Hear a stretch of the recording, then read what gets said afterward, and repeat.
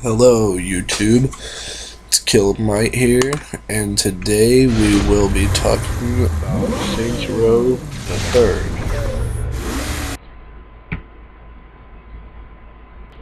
That being said, let's play some Saints here.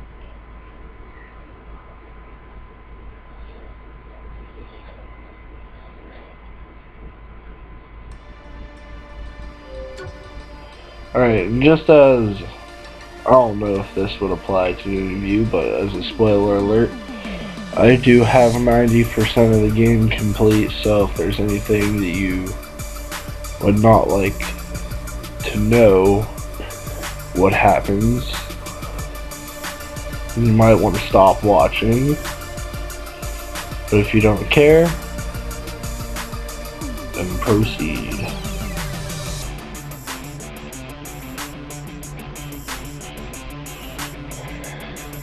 Okay.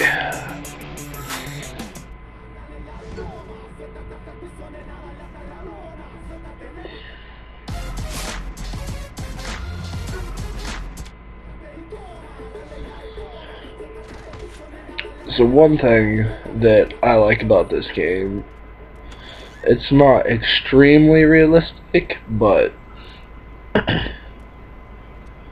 it does have some pretty good graphics.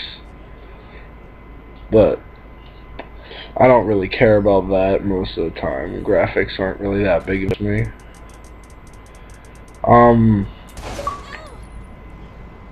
The replay value of this game,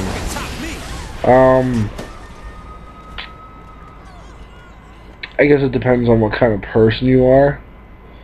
Personally, I don't see myself replaying this game anytime soon, but I'm sure that I would go back to it.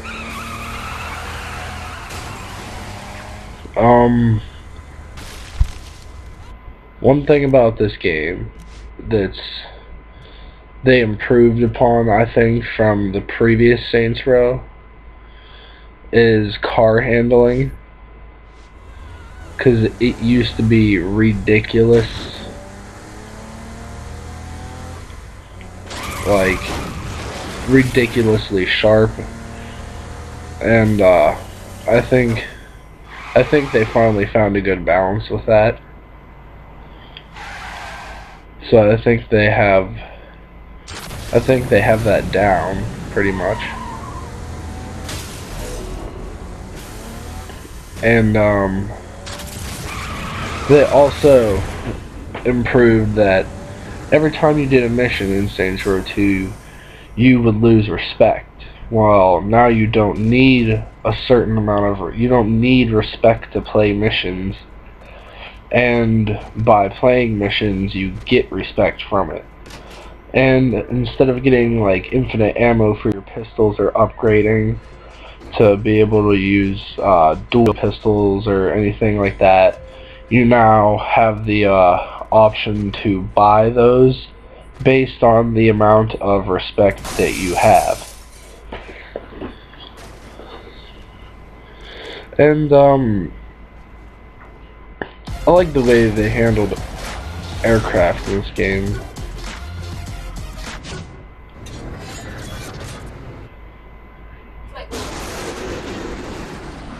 It has a nice feel to it.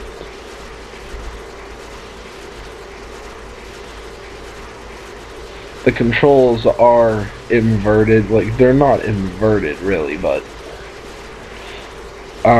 pulling down on the joystick makes you go up, up goes down, but that's just because whenever you pull down, it tilts those little things on the back. I don't know what you want to call those, but it tilts those down. No, it doesn't. I don't know. They seem inverted. Down is up is down, but left is left, and right is still right. And I guess they're vertically inverted. But other than that,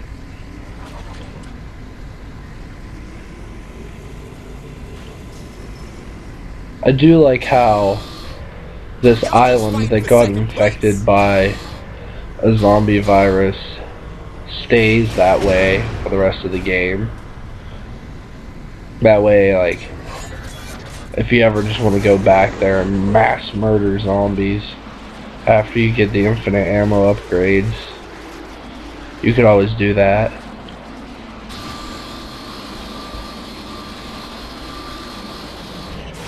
And another thing I like about Saints Row the Third is that no matter where you are, if you fall at a certain distance, you always have a parachute, no matter what.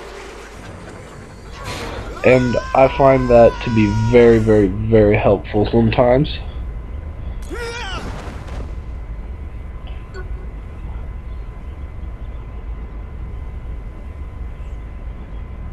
That's just a little base jumping activity, I guess you could do.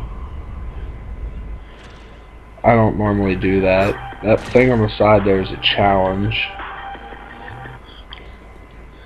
15 base jumps. I've only done it twice.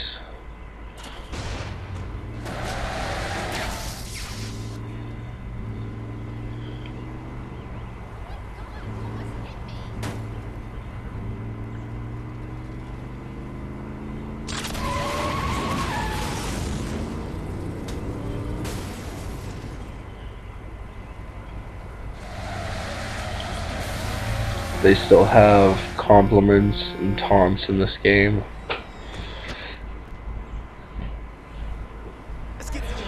I'm pretty sure that's a challenge too. Taunting enemies, complimenting homies, whatever. These are Molotovs. I think they did a really good job with the fire in this game as far as visuals go. And another thing that I really like about this game is that they went more in depth with the melee perspective, or should I say, I don't really know how to say this. I'm trying to think of a good word to use. I'm not sure. But these little, whatever you want to call them, takedowns, I guess. They just went more into depth with those, and it's really enjoyable just to run down the street and just tackle people and smash their face into the ground. I also like the Reaper drone that they put in this game.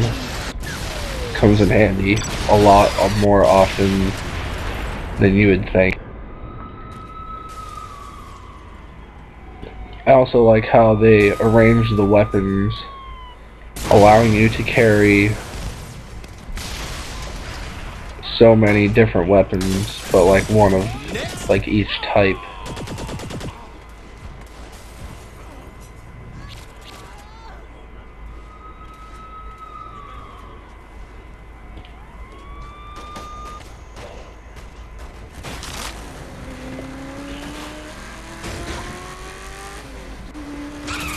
But back to what I was saying before about the upgrades. As you can see here, all these upgrades, there's a price located in the top right of your little menu right there, and that's how much they cost.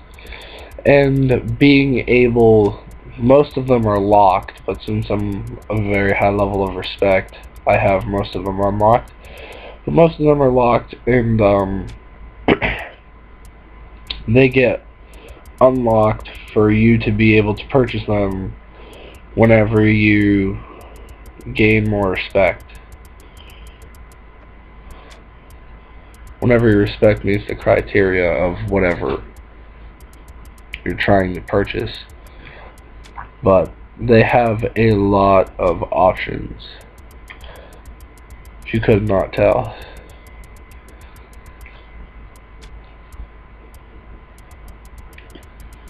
And you get money hourly from the city,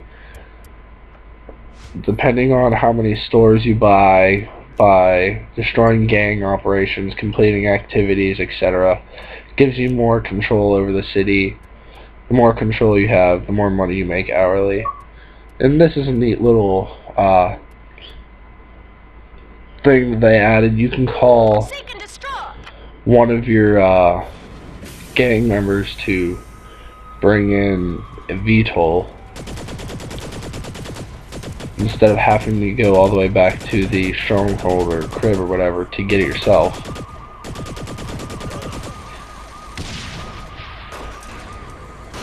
Just think there was a nice little feature that they put in there. Takes some of the hassle out of having to go all the way back.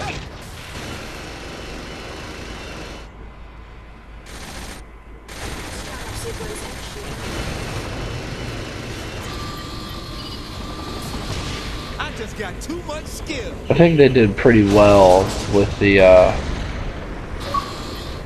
design and controls of the jet, of the VTOL specifically. I'm not too much a fan of the helicopters anymore now that they have that in here. But I'm not sure if they added a new helicopter or not, as opposed to the previous games.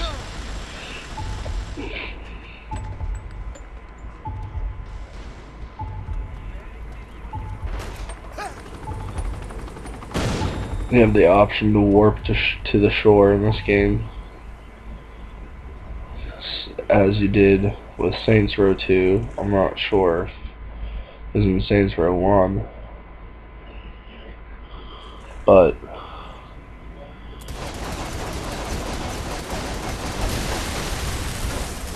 Quick and to the point. overall, I think this game was worth the $60. If not, you could always rent it and beat it. Because like I said, the replay value isn't... I just couldn't see myself replaying this game again anytime soon. And that being said, I would probably rent it, because I just borrowed it off of my cousin. But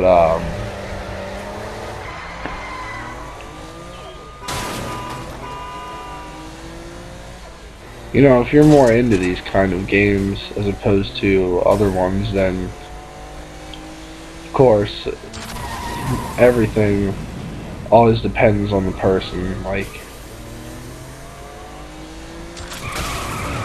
whatever you prefer.